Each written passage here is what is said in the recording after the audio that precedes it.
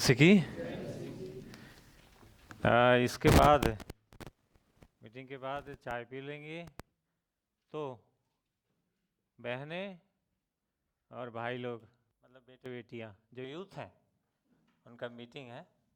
ध्यान रखिए, जो यूथ अपने आप को जवान समझते हैं ना, उनके लिए 10-15 मिनट का यहाँ पे मीटिंग होगा, आप लोग आइएगा ज़रूर।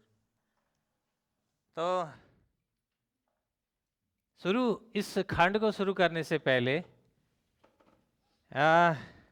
हमें ध्यान रखने वाली बातें, जो रेगुलर चर्च में आ रहे हैं उनको तो पता है हम कौन सी पुस्तक को अध्ययन करते हुए आ रहे हैं। होशे। तो आज होशे उसका 6 अध्याय को हम लोग अध्ययन करेंगे। 6 अध्याय का 1 से लेके 11 पद तक। तो आइए हम लोग उससे जाने से पहले प्रार्थना करें। प्रभु यीशु, हम धन्यवाद करते हैं आपके प्रभु आपके उपस्थिति में है, आपके अनुग्रह के सिंहासन के सामने है प्रभु।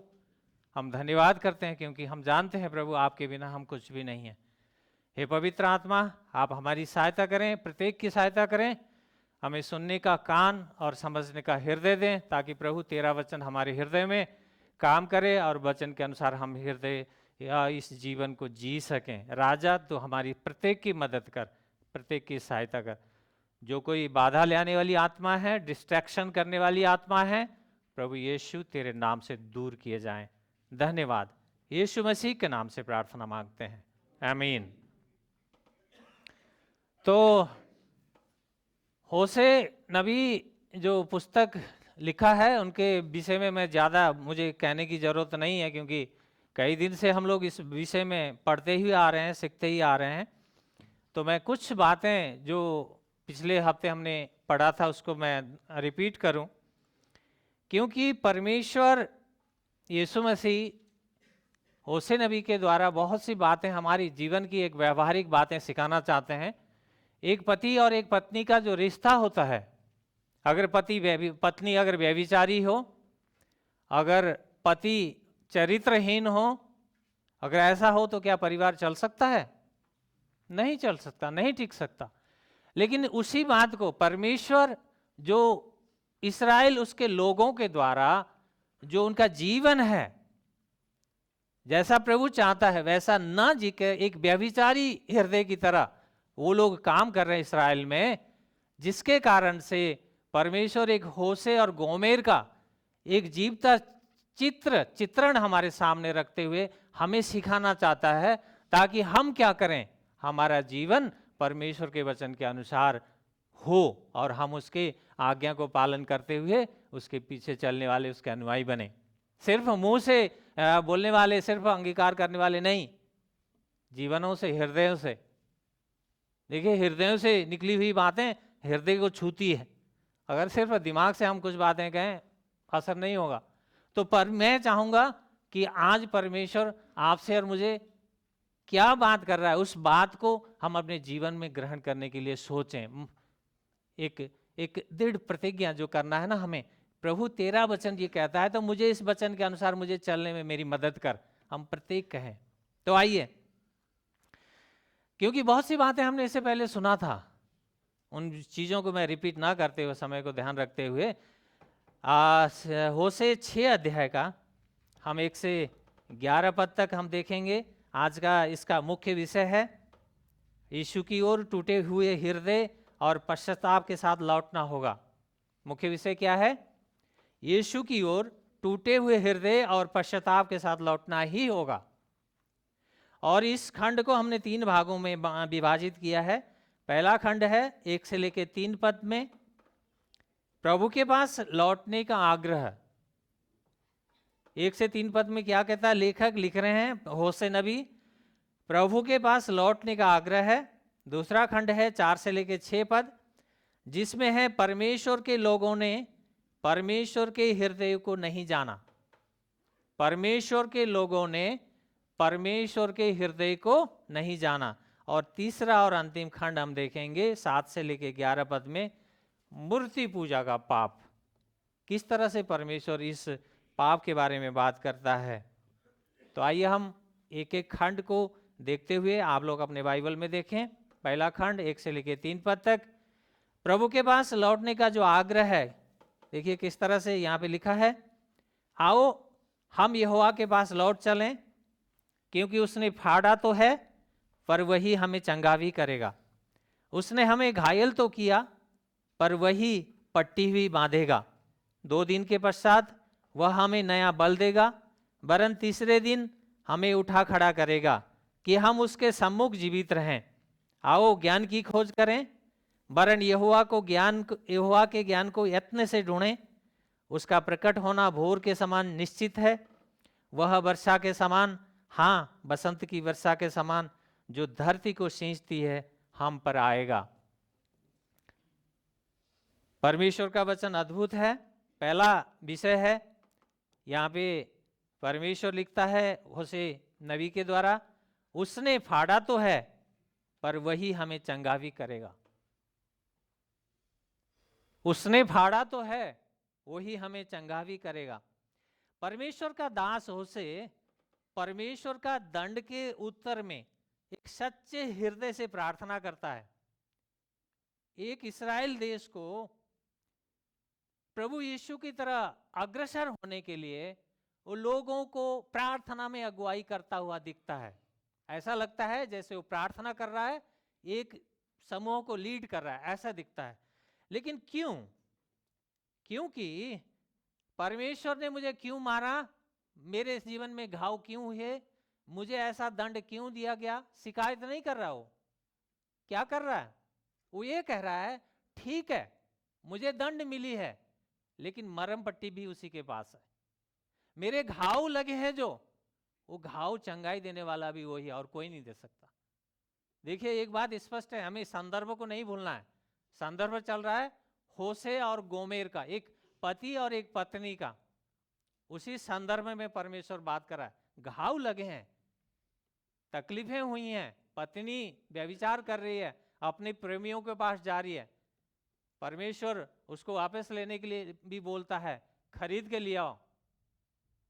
कार्य करता है परमेश्वर की आज्ञा के अनुसार। ये नबी है, भविष्यवक्ता है, फिर भी सारी आज्ञा को मान रहा है। घाव तो लगे हैं, लेकिन वो क्या कर रहा है? परमेश्वर के पास लौट चलें, क्योंकि मरहम पट्टी उसी के पास और किसी के पास नहीं है। हमें ये इस चीज को नहीं भूलना है। कई बार क्या होता है, जब दंड मिलती है हमें, कई बार छोटी, क्योंकि एक पिता और एक माता, एक मम्मी और एक पापा, उसका अपने बच्चे अगर अनुशासनहीनता करें, कुछ ऐसे काम करें, तो क्या डंडे नहीं मारते? क्या चांटा नहीं मारते? मारते हैं। इसका मतलब ये नहीं है कि हम उनसे प्रेम नहीं करते, ऐसा है क्या? कई विद्रोही बच्चे क्या कहते हैं, नहीं नहीं नहीं नहीं, मेरे माँ बाप मेरे से प्रेम ही नहीं करते। क्या ऐसा हकीकत में है क्या? नहीं है। कोई भी माता पिता ऐसा नहीं, ऐसे करते हो क्या? वो अपने बच्चों से प्रेम ना करते हो?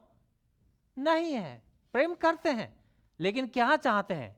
वो चाहते हैं कि ये मेरा बेटा, ये मेरी बेटी सुधर जाए, जैसा मैं चाहता हूं परमेश्वर चाहता है कि क्या हो, उस रास्ते पे आ जाए। हम लोग कई बार डंडे मारते हैं, क्यों? प्रेम नहीं करते, हम उससे दुष्टता रखते हैं, हम उनसे घृणा करते हैं, इसलिए डंडे मारते हैं। ऐसा कदापि नहीं है, हम सब लोग जानते हैं। लेकिन परमेश्वर भी वही बात यहाँ पे कर रहा है। नबी, परमेश्वर ने अगर डंडे मारे हैं, परमेश्वर ने अगर चोट हमें दी है, परमेश्वर ने हमारे जीवन में ऐसी कोई बातें डाली है जिसके कारण हमारे जीवन में घाव लगे, तो मरहम पट्टी हम उसके पास ही आके होगा। वापिस आइए उसी के पास। और कहीं जाके हमारे जो प्रेमी है ना, वो मरहम पट्टी नहीं करने वाले।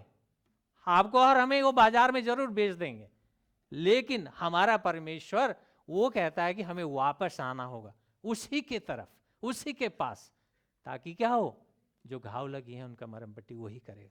दूसरी बात, 2 दिन के पश्चात वह हमें नया बल देगा, वरन तीसरे दिन हमें उठा खड़ा करेगा। होशे परमेश्वर का प्रेम और उसकी सामर्थ्य पर विश्वास के साथ प्रार्थना करता है। यहां पर परमेश्वर का सामर्थ्य दिख रहा है। परमेश्वर का सामर्थ्य, होशे नबी ने देखा कि जरूर परमेश्वर से हमें दंड मिला है हमारे कार्यों के कारण। क्यों? परमेश्वर का वचन, जैसे हमने पिछले खंड में देखा था, परमेश्वर कहता है तुम्हारा हृदय में व्यभिचारी आत्मा है, तुम व्यभिचार की आत्माओं में ग्रसित हो।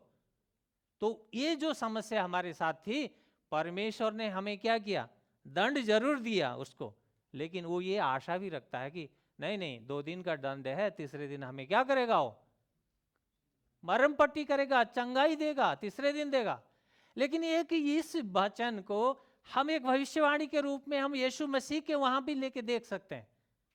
यीशु मसीह फाड़ा गया आपके और मेरे लिए, यीशु मसीह ने घाव सहे, यीशु मसीह को सब कुछ सहना पड़ा, लेकिन परमेश्वर ने तीसरे दिन उसको खड़ा किया ना फिर से। हम वहां भी इसको जोड़ सकते हैं। इसीलिए यहां मेनली हम मुख्य या संदर्भ के हिसाब से अगर देखें, इस्राएल की जो अवस्था है, इस्राएल कई बार क्या होता है, इसराइलियों को परमेश्वर दंड के रूप में बंधुआई में दे देता है। कोई राजा, दूसरा राजा एशरिया या बेबीलोन कहीं से आके उनको क्या करता है, तहस नहस कर देता है, चोट लगती है, घाव लगते हैं, उनके घर बिखर जाते हैं। लेकिन फिर क्या करता है परमेश्वर, तरस खाता है, फिर वापिस फिर ले आता है। हम सब जानते हैं मिस्र में इसराइली 400 साल से ज्यादा साल तक कितने अत्याचार में, कितनी परेशानी में, कितनी तकलीफ में रो रहे थे, लेकिन परमेश्वर ने ऐसे छोड़ा नहीं, छोड़ा। वहां वो कहता है मैंने वहां से उनको ले आया। तो परमेश्वर दंड भी देता है, तो परमेश्वर क्या करता है, मरहम भी लगाता है, पट्टी भी बांधता है। इसीलिए 2 दिन के पश्चात हमें क्या करेगा, वो चंगाई भी देगा। उसी संदर्भ में ये बात करा। तीसरी बात, आओ ज्ञान की खोज करें, वरन यहोवा के ज्ञान को यत्न से ढूंढें। इस्राएल की समस्या का वर्णन इसी का 4:6 में हमने पढ़ा था। 4:6 होशे नबी का पुस्तक में 4 अध्याय के 6 पद में आप लोग देखिए क्या लिखा है, अज्ञानता के कारण मेरी प्रजा नाश हो जाती है। अज्ञानता, हमने उसके बारे में खूब बात की थी। अज्ञानता, किस चीज की अज्ञानता, परमेश्वर को ना जानना, परमेश्वर को जानना नहीं, उसके वचन के द्वारा उसको नहीं जानना। परमेश्वर है कौन, यीशु मसीह है कौन, उसको ना जानने की जो समस्या थी, वो यहां पे वही कहता है, यहोवा के ज्ञान को यत्न से ढूंढें। होशे क्या करना चाह रहा है, इस्राएल को वापस परमेश्वर की ओर अगुवाई करना चाहता है। देखिए हम लोग कई बार क्या करते हैं, कई बार हम लोग किसी के जीवन में समस्या होती है, जैसे भाई ने कहा अभी, हम लोग उनको नाश होने के लिए नहीं, उनको पुनर्स्थापित करने के लिए, उनको सुधार करने के लिए आपके लिए हम लोग रो के प्रार्थना करते हैं। आपके लिए हम लोग बैठ के रोते हैं। आप हमारे लिए कितना रोते हो हम नहीं जानते, लेकिन आप लोगों के लिए हम रोते हुए प्रार्थना करते हैं। हर एक को नाम बनाम हम स्मरण करते हुए हम प्रार्थना करते हैं। हम ये चाहते हैं कि परमेश्वर क्या करे, आपको न छोड़े, परमेश्वर आपको अपनी भेड़ों के साथ एक झुंड में रखे। जैसे आपने देखा एक अकेला हुआ, क्या हो गया, नाश हो गया, उसको शैतान ने आक्रमण किया। इसी तरह से प्रत्येक सेवक अगर परमेश्वर का दास है, अगर हम लोग दास हैं, आप सब हम जिसके जीवन में यीशु मसीह ने काम किया, जिसके जीवन में यीशु मसीह का सुसमाचार है, वो प्रत्येक व्यक्ति कोई कुछ ना समझे, वो दास है यीशु मसीह का। दास, दास का मतलब क्या है, बंधुआई का दास। मर्जी हमारी नहीं चलेगी, मर्जी उसकी चलेगी जिसने हमें दास बनाया।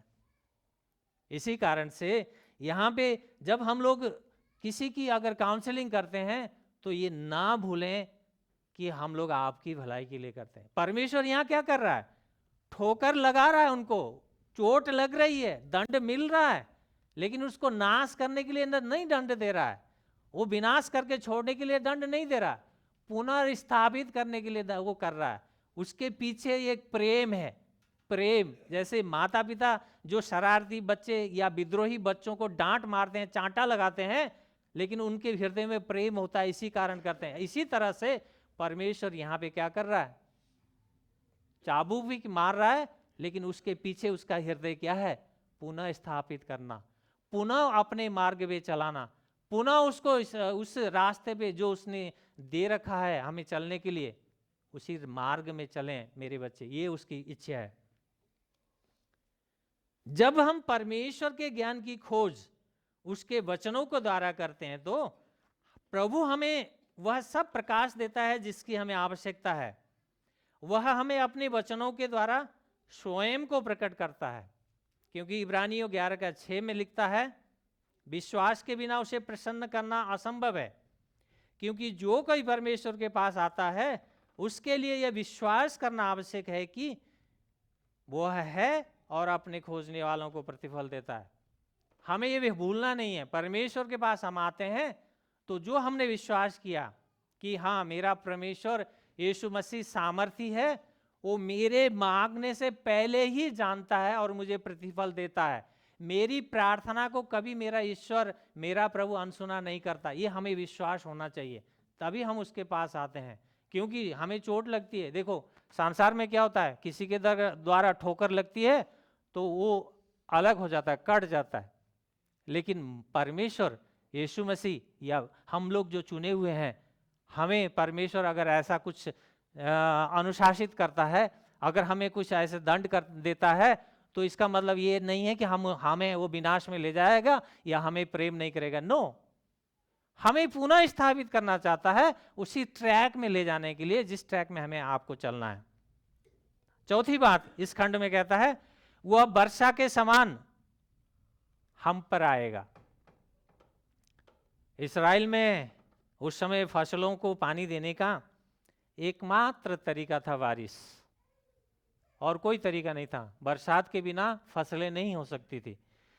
किसान बड़ी आशा से उस समय वर्षा की इंतजार करते थे, आज भी करते हैं। कई जगह जहां नहर नहीं है, जहां ट्यूबवेल की सुविधा नहीं है, सिंचाई का कोई ऐसे विकल्प नहीं है, वहां क्या होता है, हम लोग डिपेंड होते हैं वर्षा के लिए।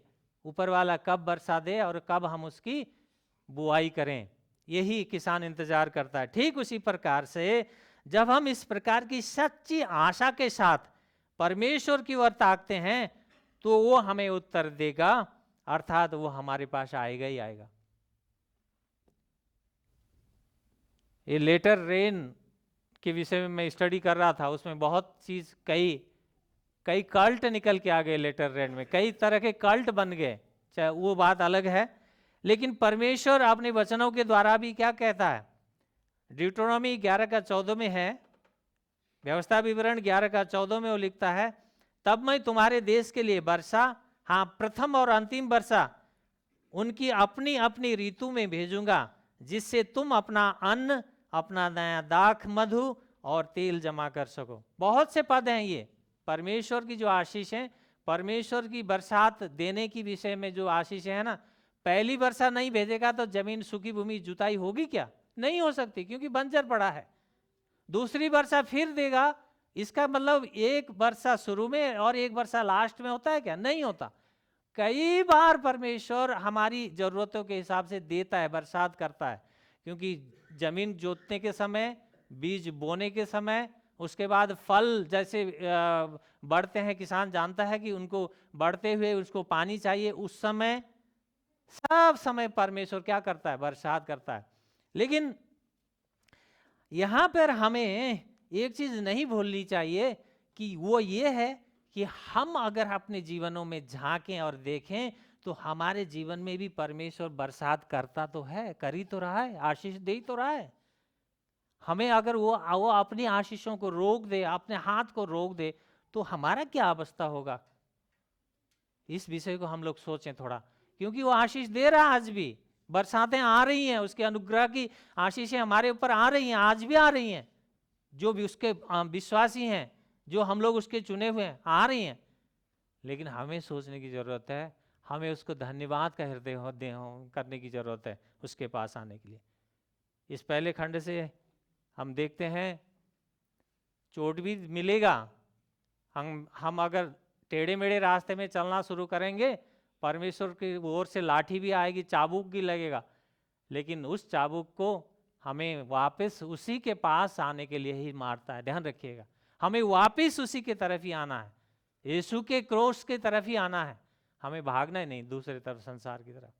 पहली बात हमने ये सीखा। दूसरे खंड में आएंगे, दूसरा खंड में है 4 से लेकर 6 पद। यहां इस तरह से लिखता है, परमेश्वर के लोगों ने परमेश्वर के हृदय को नहीं जाना। देखिए किस तरह से वचन है, हे एफ्रेम मैं तुझसे क्या करूं, हे यहूदा मैं तुझसे क्या करूं, तुम्हारी निष्ठा तो भोर के कुहरे के समान, हाँ ओस के समान है, जो प्रातःकाल जल्दी उड़ जाती है। इसलिए मैंने उन्हें नबियों के द्वारा चीर डाला, अपने मुख के वचन से घात किया है। न्याय तुम पर बिजली के समान आ पड़ा है, क्योंकि मैं बलिदान से नहीं पर निष्ठा से और होम बलि से नहीं परंतु इससे प्रसन्न होता हूं कि परमेश्वर का ज्ञान रखा जाए। इस खंड में देखिए परमेश्वर क्या कहता है। पहली बात, तुम्हारी निष्ठा तो भोर के कुहरे के समान, हाँ ओस के समान है, जो प्रातःकाल जल्द उड़ जाती है।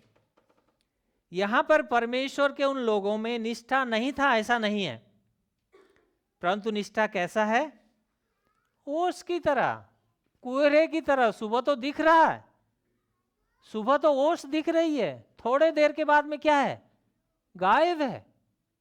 हमारा आपका निष्ठा विश्वास, हमारा आपका जीवन भी अगर ऐसा हो तो क्या होगा, कुछ समय तो दिखता है कि हाँ विश्वास है, लेकिन थोड़े समय के बाद क्या होता है, वो गुम हो जाता है, विलीन हो जाता है। निष्ठा हमारी वो विश्वास अगर ऐसा है तो फिर क्या होगा, क्या हम हमारी भी दशा, ये जो होशे नबी लिख रहा है इस्राएल की उस समय जो स्थिति थी, ऐसा स्थिति हमारी तो नहीं है।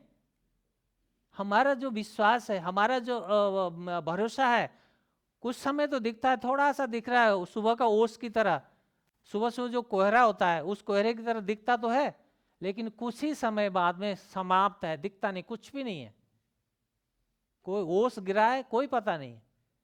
ऐसा तो नहीं है कहीं। हम अपने ऊपर क्या करें, अपने जीवन को झांकें, कहीं हम ऐसे तो नहीं है, ऐसे तो नहीं है। थोड़ा सा परिस्थिति विपरीत हो जाए, थोड़ी सी समस्या आ जाए, थोड़ा सा कुछ प्रॉब्लम आ जाए, तो हमारा जो विश्वास था, हमारा जो आधार था यीशु मसीह पे भरोसा रखने का, सब उस कोहरे की तरह गुम हो जाए। ऐसा तो नहीं है। हम अपने जीवन में झांक के देखें, ये बहुत महत्वपूर्ण है। दूसरी बात, क्योंकि मैं बलिदान नहीं दया चाहता हूं या निष्ठा चाहता हूं।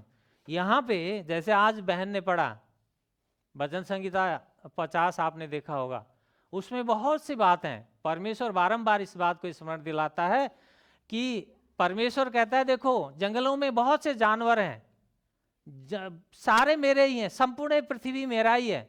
मुझे अगर तुम जो बलि दे करके, बलिदान चढ़ा करके तुम सोचो कि सब कुछ हमने कर लिया और कुछ करने की जरूरत नहीं है, जीवन को सही चलाने की जरूरत नहीं है, तो तुम गलत हो। उस भजन को बार बार पढ़िएगा। वो कहता है तो वो बकरे का लहू, वो साणों का लहू से क्या मैं तृप्त होऊंगा? नहीं। वो क्या चाहता है? वो चाहता है कि दया, धन्यवाद का बलिदान, करुणा, हमारा हृदय धन्यवाद। यहां समस्या क्या हो रही थी? आपने समस्या देखा होगा। समस्या 5 अध्याय के 6 पद में हमने देखा, यहाँ पे इस तरह से लिखा है, वो लोग क्या कर रहे थे? गाय बैल और बलि के लिए जानवर लेके तो आ रहे थे, लेकिन परमेश्वर उस चीज से, उस बलिदानों से संतुष्ट नहीं था। परमेश्वर उस बलिदानों से संतुष्ट नहीं था। इसी कारण से समस्या थी वहां पे, करुणा नहीं है, दया नहीं है, सच्चाई नहीं है और परमेश्वर का ज्ञान नहीं है। 4 का 1-2 पद में हमने देखा था ये बातें। वही समस्या चल रही यहाँ पे इस्राएल में। आज जो समस्या उस समय थी, आज हमारे जीवन में भी वो समस्या हो सकती है। आज सिर्फ क्या हम यहाँ पे जो पाए जाते हैं, हमारा जो औपचारिकता तो नहीं है। जैसे इस्राएली वहाँ पे जानवरों को लेके आ रहे थे, बलिदान को लेके आ रहे थे, लेकिन जीवन अलग था, उनका जीवन अलग था, जीवन सही नहीं था। मैं एक एग्जाम्पल बार बार देता हूं आपके बीच में। देखिए समस्या क्या थी।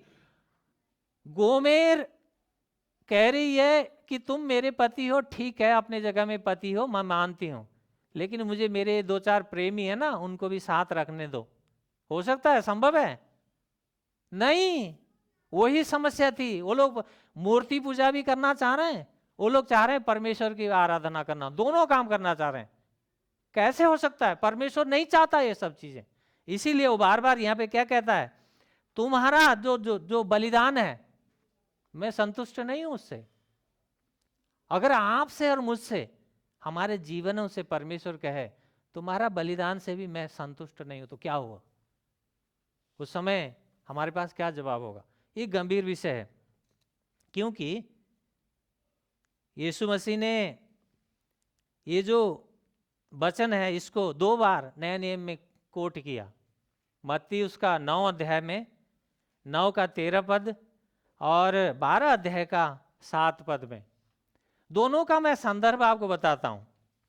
मत्ती उसके 9 अध्याय में जब प्रभु यीशु पापियों के साथ, चुंगी लेने वालों के साथ जब भोजन कर रहे थे, उस समय आप ध्यान से सुनिए, आप मत खोलिए, बाद में पढ़ लीजिएगा घर में जाके। प्रभु यीशु उस समय क्या कर रहे थे? उन पापियों के साथ में जाकर के, उन चुंगी लेने वाले उन पापी लोगों के साथ में बैठ के भोजन कर रहे हैं। तो फरीसी लोग क्या कर रहे हैं? फरीसी लोग कुड़कुड़ा रहे हैं, देखो ये तो पापियों के साथ, ये चुंगी लेने वाले के साथ जाके खाना खा रहा, भोजन खा रहा। तभी उन्होंने वहां पे उनके हृदय को जान करके उन्होंने कहा, देखो मैं बलिदान नहीं चाहता, मैं दया चाहता हूं। तुम नहीं समझोगे इस बात को। तुम पहले ये दया क्या होती है, क्योंकि भाई वैद्य की, डॉक्टर की जरूरत किसको पड़ती है? जो बीमार है। यीशु मसीह ने वही बात वहां पे कहा, भाई जरूरत डॉक्टर की बीमारों को है, अच्छे भला चंगा डॉक्टर को क्यों ढूंढेगा? ठीक उसी तरह यीशु मसीह ने वहां पे समझाया, तुम नहीं समझोगे जब तक इस बात को तुम जानोगे नहीं, मैं बलिदान नहीं, मैं दया चाहता हूं। वहां पे यीशु मसीह ने एक बात किया। दूसरी बात, 12 अध्याय का 1 से लेकर 7 मत्ती, नोट कर लीजिए, बाद में पढ़ लीजिएगा। मत्ती उसका 12 अध्याय का 1 से लेकर 7 पद तक हम अगर पढ़ें, वहां पे एक संदर्भ है, एक विषय है। क्या है वो? मैं आपको बताता हूं। प्रभु यीशु, वो दिन था सब्त का दिन। प्रभु यीशु जा रहे थे, खेतों के बीच से जा रहे थे अपने चेलों के साथ में। तो चलते चलते चेलों को भूख लगी और उन्होंने क्या किया, वो खेतियों के उस बालों को तोड़ करके हाथ में लेके खाते हुए जा रहे हैं। चेले अक्सर हम लोग गांव में करते हैं कि नहीं करते हैं? करते हैं ना। खेतों को मेड़ में चले गए, हम लोग क्या करते हैं, चने लगे हैं तो चना का वो तोड़ लिया, गेहूं है तो उसको तोड़ लिया, ऐसे करते खाते हुए चलते हैं। हम सब जानते हैं इस बात को। तो ऐसे कर रहे थे तो क्या हुआ, फरीसियों ने वहां भी उनके बीच में आके क्या कहा, अरे ये सब्त के दिन में जो काम नहीं करना चाहिए, देखो ये बालें तोड़ के खा रहे, ये तो सब्त की जो व्यवस्था के विरुद्ध में है। क्या कर रहे हो तुम? ये क्या कर रहे हैं तेरे चेले? जब यीशु मसीह को कहा, तब यीशु मसीह ने वहां पे एक बातें उनको बहुत स्पष्टता से समझाया। क्या? उन्होंने कहा, तुम्हें नहीं पता क्या? वो पुराने नियम में ले गए, तुम्हें नहीं पता? जब दाऊद और उसके जो साथी थे, जो इस विषय को आपने पढ़ना है तो आप देख सकते हैं, बाद में आप देख लीजिएगा। इस विषय को पढ़ना है तो हम लोग पढ़ सकते हैं सामुएल की पुस्तक, पहला सामुएल उसका 21 अध्याय में पढ़िएगा बाद में, अभी समय नहीं है।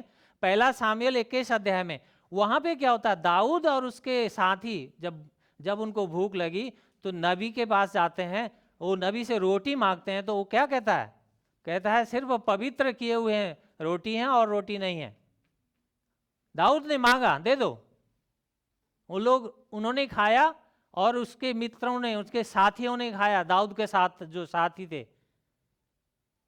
परमेश्वर को ने ये आदेश दिया था कि जो ये अर्पण की गई रोटियां हैं, सिर्फ खाने का किसको अधिकार था?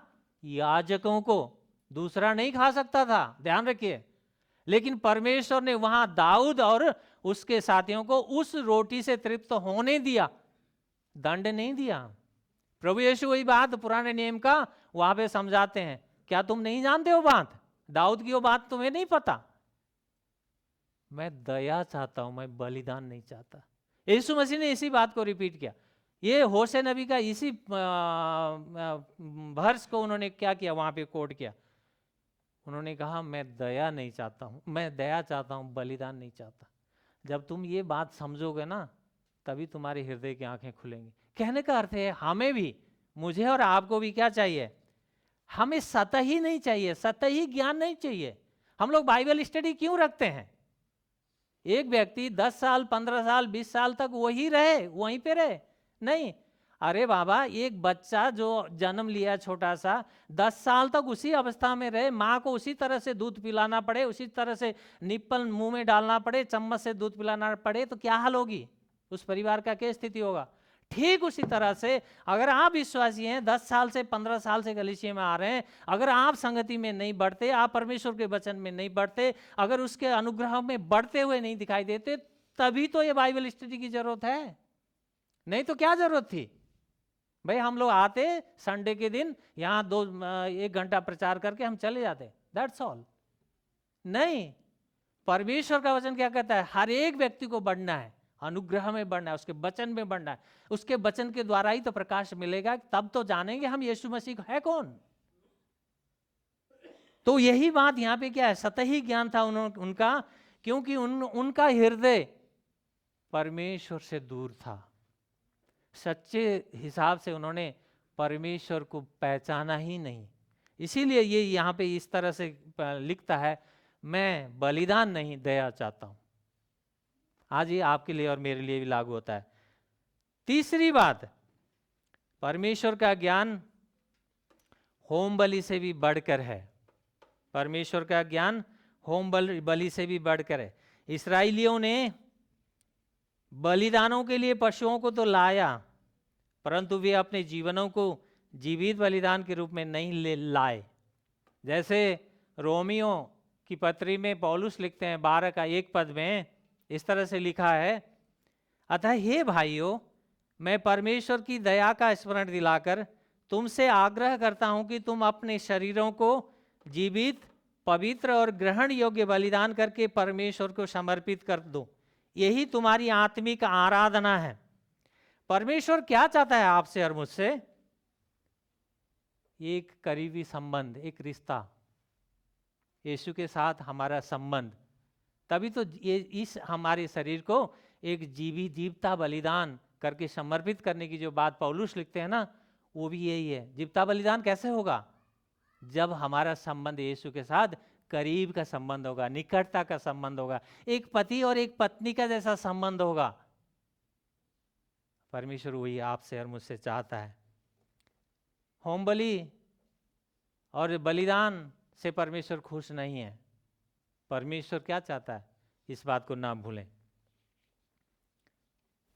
हमने दूसरा खंड भी देखा, और जांचें अपने आप को, देखें अपने अंदर, क्या मेरा संबंध यीशु के साथ जैसा वो चाहता है उसके वचन के अनुसार क्या है? क्या है या नहीं है? नहीं है तो क्यों नहीं है, उस चीज को ढूंढिएगा। क्यों नहीं है? क्या कौन सी चीजें हैं रुकावट डालने वाली?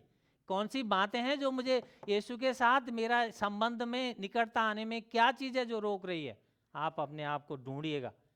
मैं भी ढूंढ रहा हूँ, मैं भी पश्चाताप करता हूँ, मैं भी रोता हूँ, ना सिर्फ अपने लिए, आप सबके लिए। इसीलिए आपका भी दायित्व है, मैं बार बार कहता हूँ कि प्लीज जरूर हमारे लिए प्रार्थना किया करें, सबके लिए।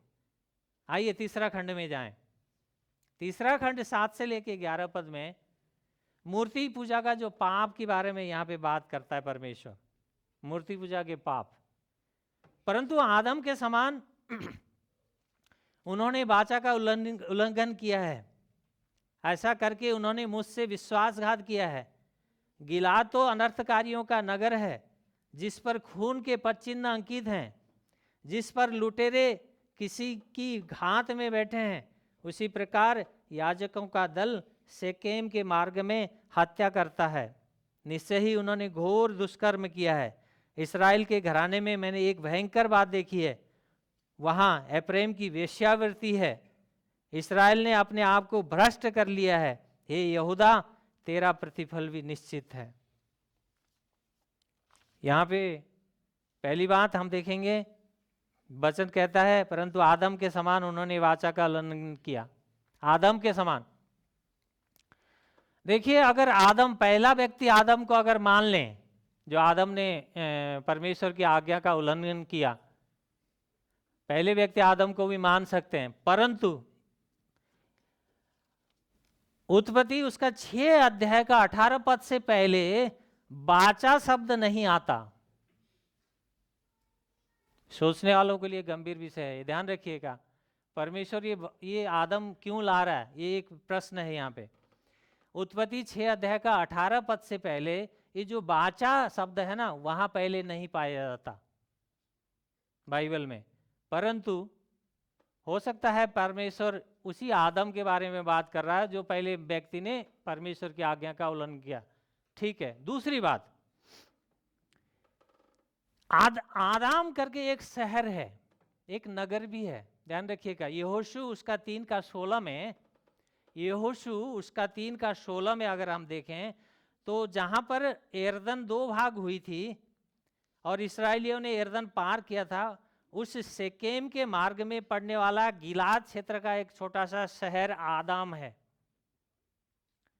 तो वहां उपद्रव और हत्याएं हुई, जहां डाकू और लुटेरे थे।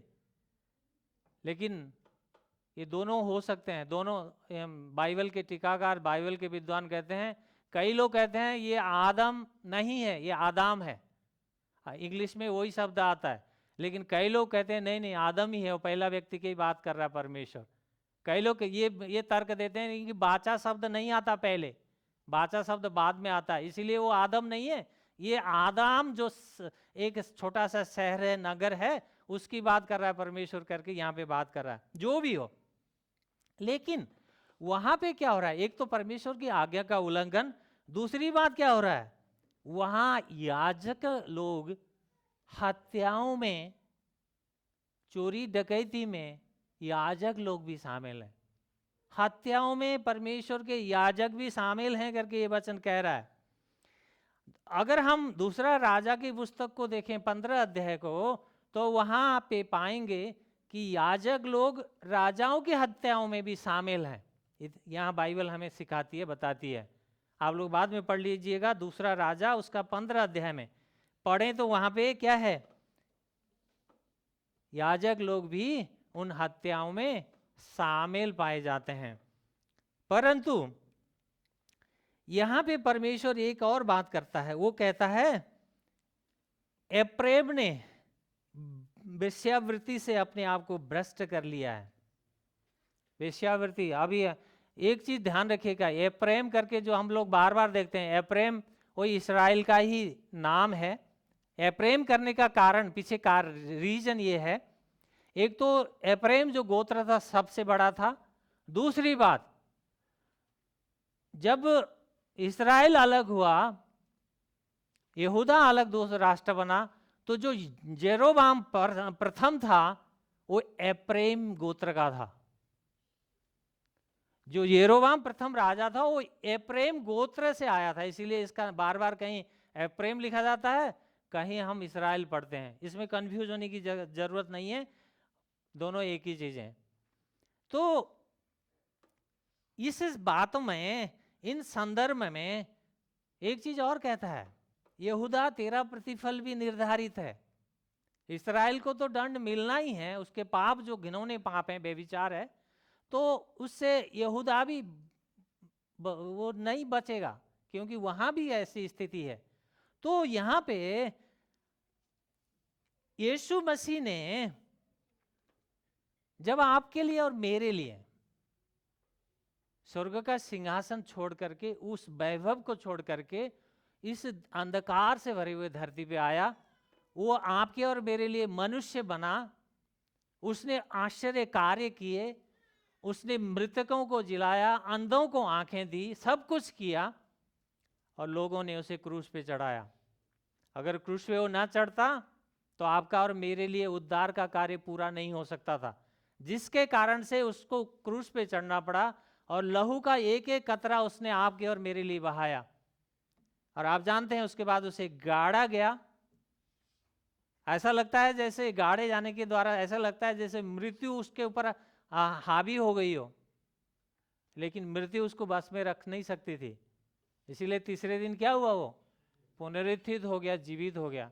वो यीशु मसीह आपके और मेरे हृदय में व्यभिचार का आत्मा तो नहीं है।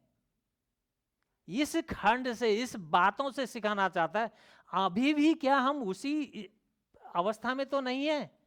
हमने यीशु के वचनों के द्वारा यीशु को जाना है, फिर भी हमने उसके उद्धार को पाया है, क्रूस की उस पीड़ा को हमारे लिए भोगते हुए देखा है। ये सब होते हुए फिर भी कहीं ना कहीं हम उसी मार्ग में तो नहीं भटक रहे हैं, जो मार्ग हमारे लिए परमेश्वर कहता है नहीं, जाना नहीं उस मार्ग में। तो आपको और मुझे क्या करना चाहिए? आपको और मुझे अपने जीवन के लिए, सर्वप्रथम अपने जीवन के लिए प्रार्थना करिए। कहाँ हैं हम? क्या ये वचनों के अनुसार हम सही रास्ते पे चल रहे हैं, या अभी हमारा जीवन अपना मर्जी का ही है? अभी हम अपने ही स्वामी स्वयं बने हुए हैं, हमने उस स्वामित्व तो यीशु को नहीं दिया है। तो सोचने की बात है। तो मेरे पास आपके लिए एक प्रश्न है।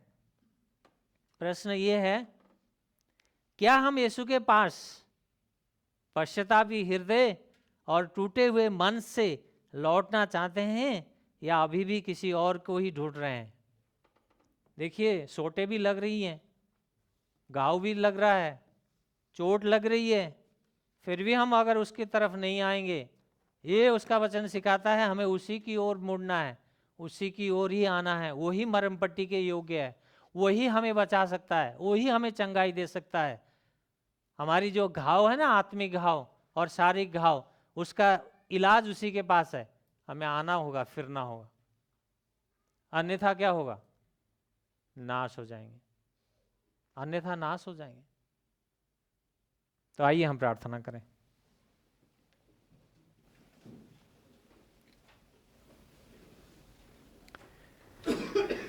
प्रभु यीशु, हम धन्यवाद करते हैं राजा, तेरे चरणों में कृतज्ञता के साथ झुकते हैं। प्रभु पिता परमेश्वर, हम जानते हैं राजा, आप अपने वचनों से बात करने वाले, अपनी उपस्थिति के द्वारा हमारे जीवन में प्रकाश डालने वाले परमेश्वर यीशु मसीह हैं। आप हमारे बीच में हैं प्रभु जी, आप हमारे मध्य में हैं, आप हमारी सारी बातों को